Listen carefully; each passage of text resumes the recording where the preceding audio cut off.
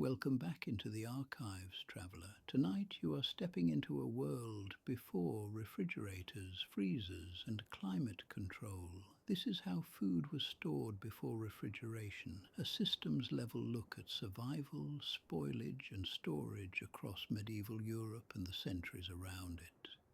You are about to see how salt, smoke, drying, fermentation, underground cellars, barrels, and simple chemistry work together to keep people fed through winters, famines, and sieges. These distinct preservation ideas were designed not as clever tricks, but as carefully managed systems built around real constraints.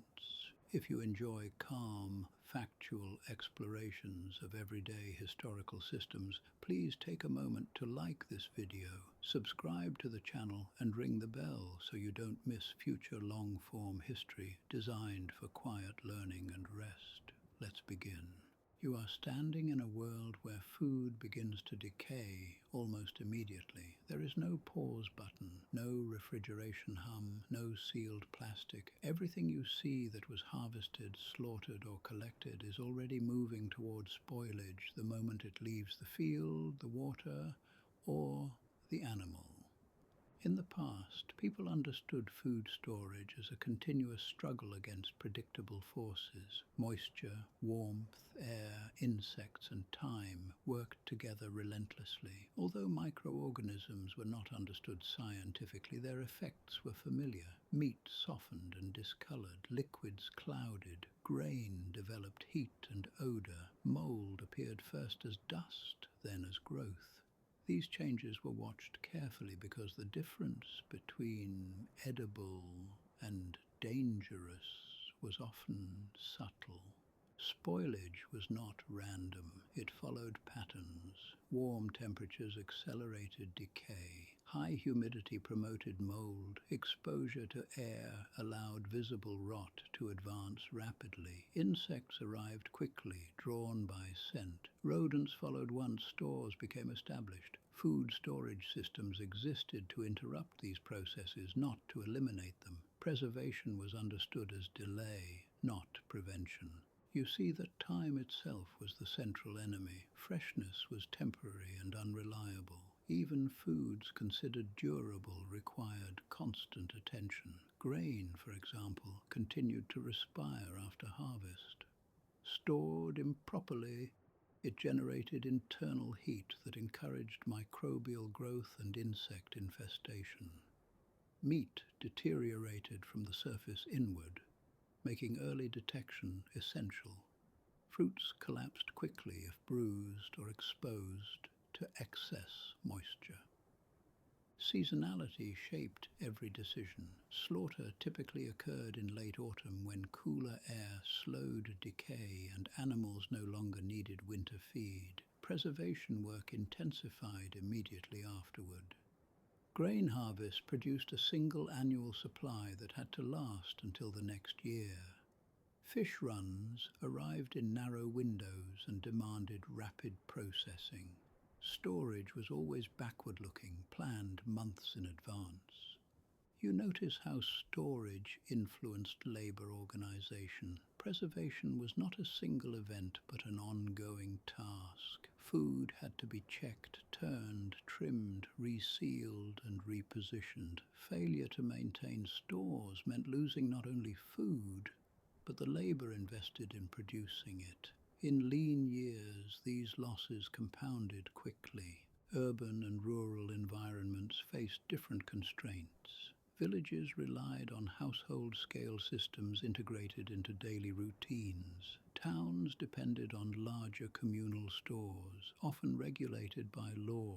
Monasteries and estates maintained centralized storage with assigned oversight. In every case, preservation was structured around risk management.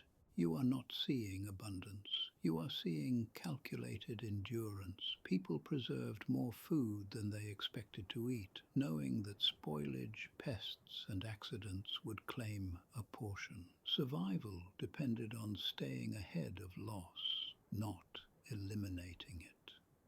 This is the foundation upon which all other preservation systems rested. Food storage was infrastructure, discipline, and constant vigilance. You are now looking at coarse crystals, brine-soaked wood, stained tools, and tightly packed barrels. In this medieval setting, salt is not flavor, it is structural. Salt preserved food primarily by removing moisture through osmosis. When applied to meat or fish, it drew water from tissues and created conditions inhospitable to many spoilage organisms. The food became denser, drier, and significantly more stable.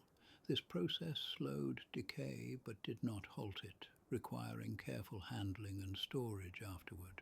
Salted preservation demanded large quantities. Fully curing a pig required kilograms of salt. Fish processing operations used far more. This demand shaped trade networks across medieval Europe. Salt mines, evaporation pans, and coastal salterns became strategic assets. Control over salt supply translated directly into control over preservation capacity. You see salt shaping geography. Coastal communities specialized in fish salting. Inland regions depended on transported salt for meat preservation. Taxes on salt, tolls, and monopolies affected who could preserve food at scale. Shortages of salt reduced preservation options dramatically and could worsen famine conditions even when food was available.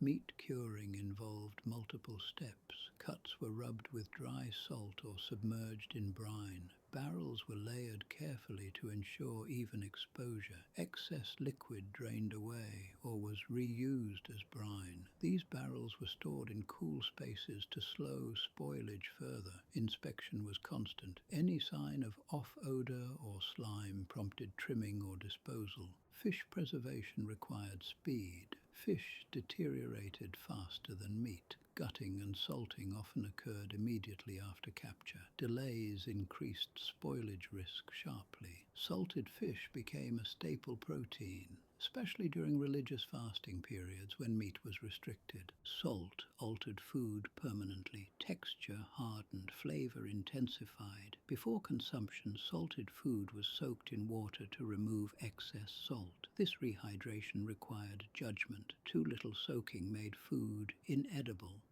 Too much encouraged renewed spoilage before cooking. Salt imposed additional constraints. Preserved food increased thirst, requiring reliable water access. Heavy salting limited variety. In poorer households, salt was rationed carefully and reserved for the most perishable foods. You are observing a system that extended food life by tying households to trade, labor, and continuous management. Salt preservation worked because it was reliable, scalable, and understood, even when costly. Salt was not a luxury. It was infrastructure. You are standing inside a structure where smoke lingers as a permanent condition rather than an accident. The air is dim. The beams above you are darkened and glossy from years of exposure. This environment exists because smoke was deliberately used as a preservation tool. Smoking preserved food through several overlapping effects. The gentle heat reduced surface moisture. Smoke deposited chemical compounds that inhibited microbial growth. The persistent presence of smoke discouraged insects and rodents. Together, these effects slowed decay enough to make long-term storage possible. In medieval Europe, smoking was usually slow and continuous. Food was not blasted with heat. It was suspended above hearths, in roof spaces, or inside dedicated smokehouses where fires burned at low intensity. The goal was consistency, not speed. Sudden heat cooked food unevenly and encouraged spoilage beneath hardened surfaces.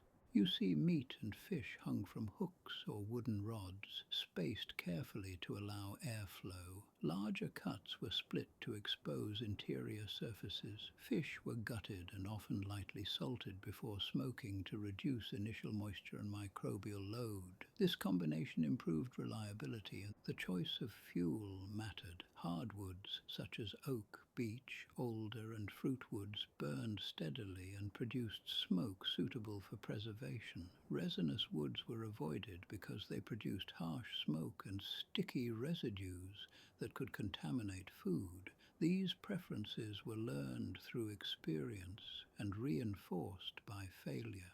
Smoking locations were chosen deliberately. Hearth rafters remained warm and smoky year-round. Smokehouses were placed downwind of living spaces, but close enough for monitoring. In coastal areas, fish smokehouses clustered near landing sites to minimize delay after harvest.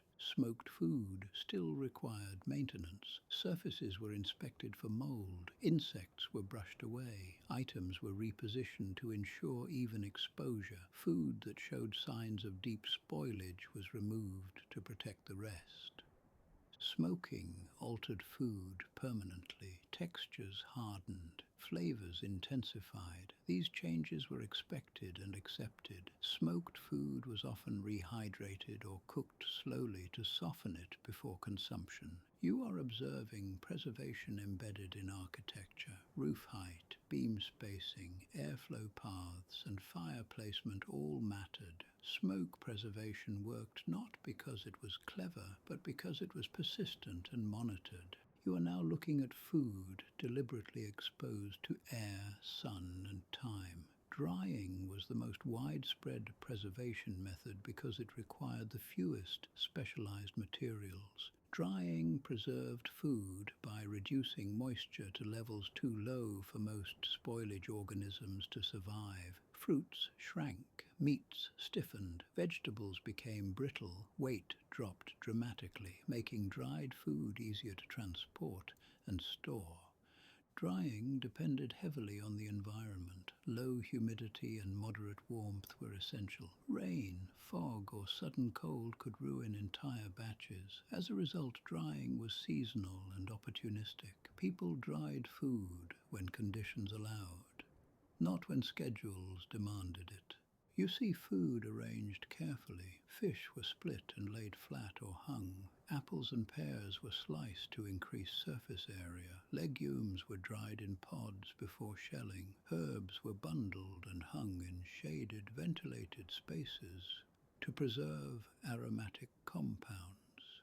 Structures supported drying. Loft spaces captured rising heat. Monastic cloisters provided airflow. Village greens hosted communal drying during harvest. Elevated racks protected food from animals while allowing wind circulation.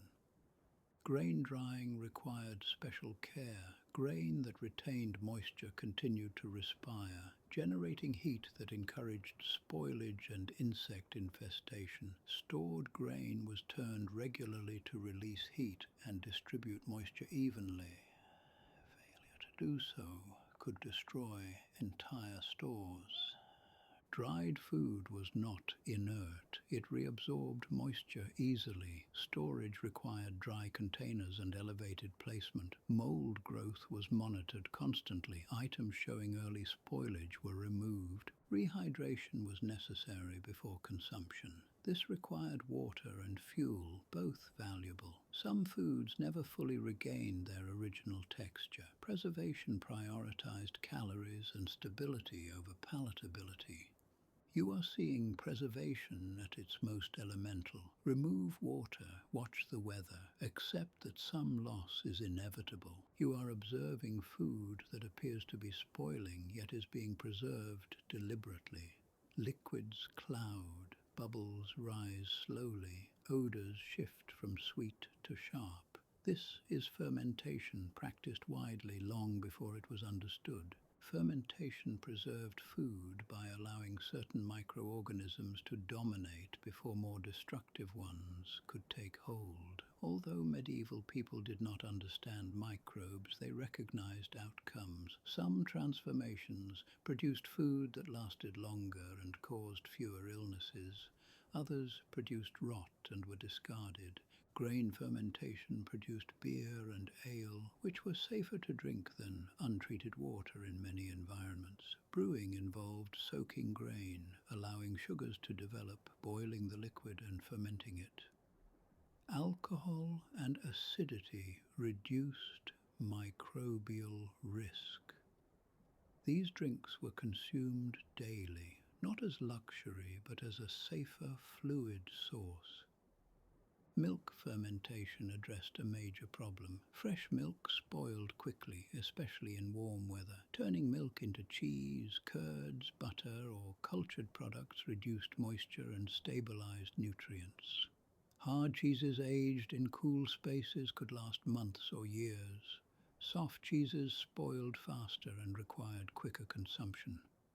Vegetable fermentation relied on salt and controlled environments. Cabbage, turnips, and other vegetables were packed tightly into barrels or crocks. Salt drew out moisture, creating brine. As fermentation progressed, acidity increased, suppressing spoilage organisms. Success depended on maintaining proper salt concentration and temperature. Fermentation required judgment. Too warm and food rotted. Too cold and fermentation stalled, allowing spoilage to set in later. Containers had to limit air exposure while allowing gases to escape. Failures were common and accepted as part of the process. Fermented foods altered flavor dramatically. Sourness and strong aromas were normal. These foods were often eaten in small quantities alongside staples, providing nutrients during winter months. You are seeing preservation achieved through observation and repetition. Fermentation worked because people watched it closely and learned from failure. You are now looking at crocks, jars, and barrels filled with liquid. Acidity is the controlling factor here, pickling preserved food by creating an environment hostile to many spoilage organisms. Vinegar was produced by allowing fermented liquids to oxidize. Once acidic, it was used to preserve vegetables, fruits, eggs, and occasionally meats. Food was fully submerged to exclude air. Exposure meant rapid spoilage. Brine pickling relied on salt dissolved in water. Salt concentration determined whether fermentation occurred or spoilage was suppressed directly. Many preserved foods existed along this spectrum rather than fitting a single category.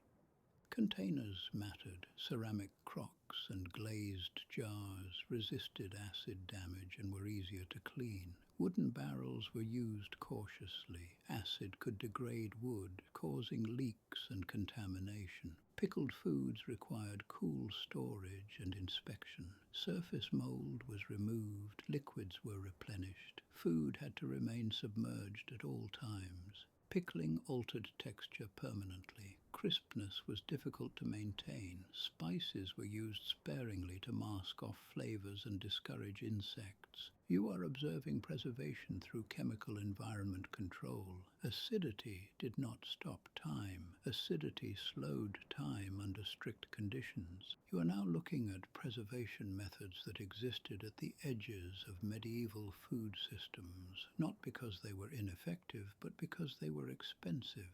Sugar and honey preserved food by binding water and limiting microbial activity, yet access to these materials was uneven and often restricted by trade and wealth. Honey was the older and more widely available of the two. Produced locally by beekeepers, it served as both food and preservative. When fruits, nuts, or roots were fully submerged in honey, available moisture dropped to levels that inhibited most spoilage organisms. Honey's natural acidity and antimicrobial properties added another layer of protection. Honey preservation required careful handling. Food had to be clean and dry before submersion. Any excess moisture introduced fermentation or surface spoilage. Containers were sealed tightly and stored in cool conditions. When successful preserved items could last for months or longer. but failure rates were high without experience. Sugar entered medieval Europe gradually through long-distance trade. It was costly, scarce, and often treated as a medicinal or luxury ingredient rather than a bulk preservative. Using sugar to preserve food signaled status and access to trade networks. As a result, sugar-based preservation remained limited to elite households, monasteries, and medical contexts. Sugar preservation relied on boiling fruit to concentrate sugars and reduce moisture. This required fuel, labor, and time. Improper concentration led to fermentation or mold growth. Even successful preserves required sealed containers and cool storage to remain stable. These preserved foods were not daily staples. They were rationed, ceremonial, or reserved for illness, travel, or fasting periods. Their caloric density made them valuable, but their scarcity limited their role in broader survival systems. You are observing a method constrained not by technique, but by economics. Sugar and honey preserved food effectively, but only within narrow social boundaries. You are now looking at crocks filled with opaque layers of fat. This system relied on exclusion rather than transformation. Fat preserved food by sealing it away from oxygen. Cooked meats were packed tightly into containers and covered completely with rendered fat, often lard or butter. Once cooled, the fat solidified, forming a barrier that limited air exposure. Without oxygen, many spoilage processes slowed significantly. This method required careful preparation. Meat had to be cooked thoroughly to reduce initial microbial presence. Fat had to be clean and fully cover the contents. Any breach allowed spoilage to begin beneath the surface, often unnoticed until consumption. Fat-sealed foods were stored in cool spaces, typically cellars or pantries. They were accessed gradually and resealed after each use. Over time, contamination increased and contents were consumed in sequence based on perceived stability. Fat preservation altered texture and flavor minimally compared to salting or drying, but storage duration was shorter. This method bridged gaps rather than lasting entire seasons. Butter and dairy fats were also stored under similar principles. Butter crocks submerged butter in brine or fat to limit air contact and slow rancidity. You are seeing preservation achieved through physical isolation. Fat did not stop decay indefinitely, but it delayed it long enough to matter. You are looking downward now, toward spaces carved into earth and stone. Cooling here is passive and constant. Underground storage relies on the thermal stability of soil to slow spoilage without machinery or ice. Below the surface, temperatures change slowly. Summer heat penetrates gradually. Winter cold rarely reaches the same extremes as above-ground air. This stability made underground spaces ideal for storing food that could not tolerate rapid temperature shifts. Root cellars, pits, caves, and undercrofts became essential components of medieval food systems. Root vegetables benefited most. Turnips, carrots, beets, onions, parsnips, and cabbages were stored in layers. Straw, sand, or dry soil separated items to prevent moisture buildup and contact rot. Damaged vegetables were removed immediately. One spoiled root could compromise an entire layer. Humidity management mattered as much as temperature. Excess moisture encouraged mold. Too little caused shriveling and loss of weight. Ventilation shafts, adjustable shutters, and periodic opening regulated airflow. These adjustments were seasonal and required observation rather than measurement.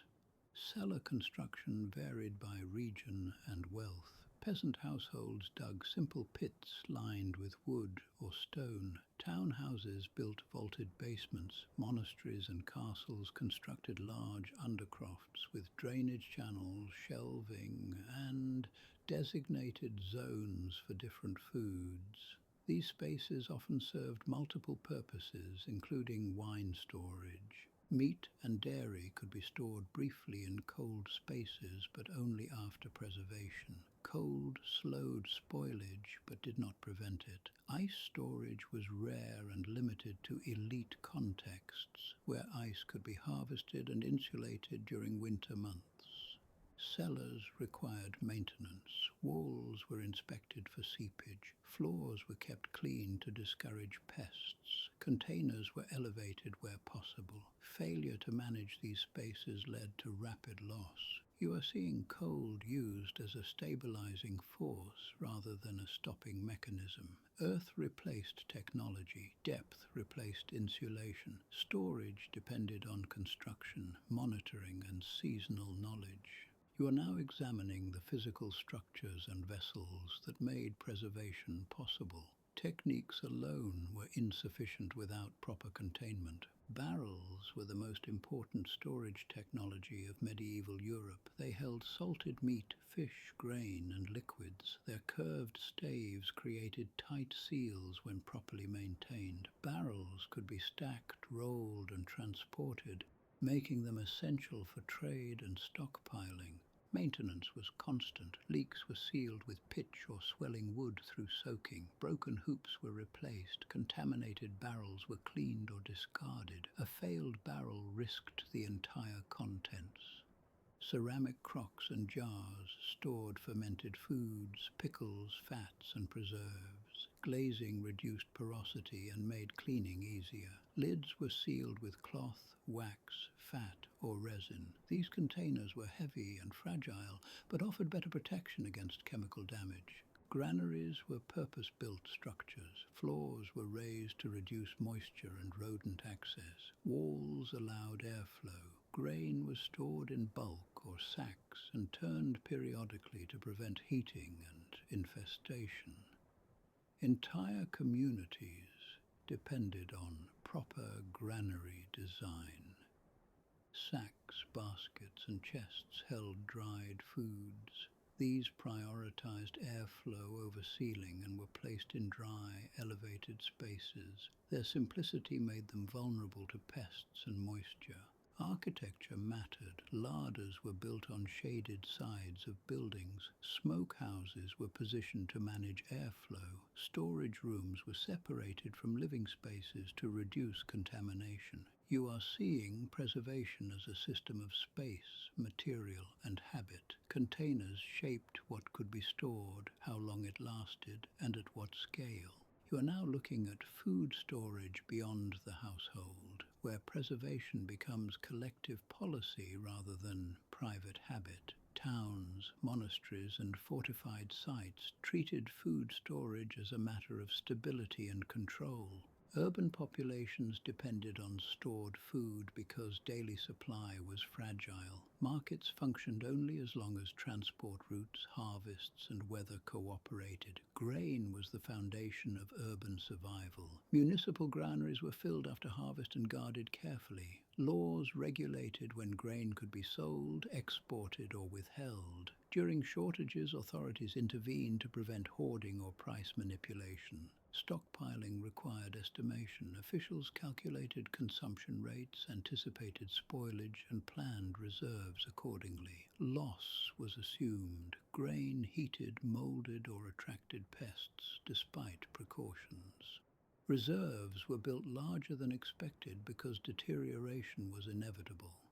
Siege conditions revealed the limits of preservation systems. Salted meat, dried fish, grain, legumes, oil, and wine formed the core of defensive storage. Fresh food disappeared quickly. Rations were reduced early to stretch supplies. Spoilage during sieges was common due to overcrowded storage and disrupted maintenance. Monasteries maintained some of the most disciplined systems. Inventories tracked quantities and conditions. Storage spaces were assigned specific purposes. Older stock was consumed first when possible. Labor was explicitly allocated to inspection, turning grain, cleaning containers, and removing spoiled food. Transport shaped storage choices. Barrels were preferred because they could be moved and stacked. dried and salted foods travelled farther with less loss. Preservation methods that reduced weight and volume were favoured for trade and military use. Urban storage magnified every risk. Fire, flood, infestation, and theft threatened concentrated supplies. Redundancy was limited by space and cost. Preservation reduced vulnerability but never removed it.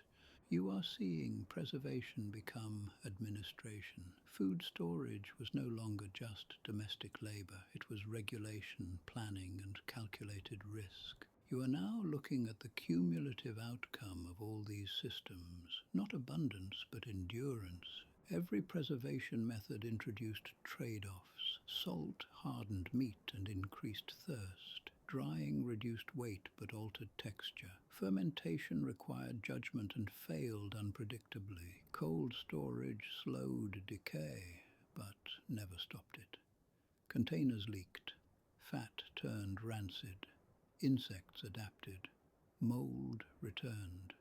Loss was expected and planned for. People preserved more food than they expected to eat because spoilage, pests, and accidents were inevitable. Survival depended on staying ahead of loss rather than eliminating it. Preservation reshaped diets permanently. Strong flavors, altered textures, and repetition were normal. Fresh food was seasonal and brief. Stability mattered more than variety. These systems were not improvised. They were refined through centuries of observation, failure, and adjustment. Each method addressed a specific threat. None solved everything. Together, they made long-term survival possible. Food storage before refrigeration was not about comfort. It was about control under constraint. Time, temperature, moisture, air, labor, and materials were all managed imperfectly but deliberately. You are standing at the edge of modern convenience, looking back at a system that worked just as well as it needed to in order to carry societies forward, and that was more than enough. You have just explored how food was stored before refrigeration, not as a single invention, but as a layered system of methods, materials, and constant attention. Salt, smoke, earth, time, and careful loss management. These systems were imperfect. Food spoiled, stores failed, but together they worked well enough to carry entire societies forward for centuries. If you found this kind of slow, systems-focused history useful or relaxing, please consider liking the video, subscribing to the channel, and ringing the bell if you'd like to be notified when new videos spring forth from the archives. Thank you for spending quiet time with Sleep-Inducing History. Until next time, rest well, traveler.